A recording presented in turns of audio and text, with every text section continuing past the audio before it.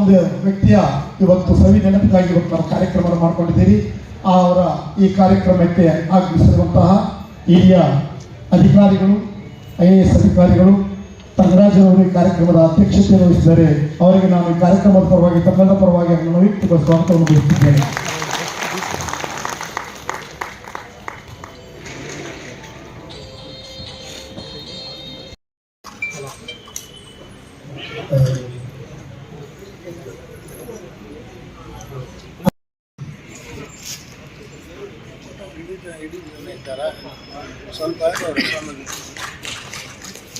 ಜಿಲ್ಲೆಗೆ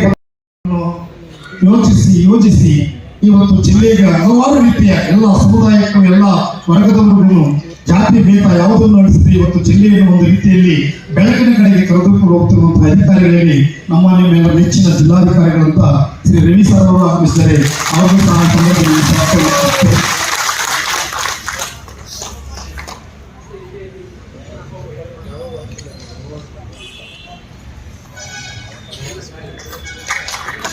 ಹಾಗೂ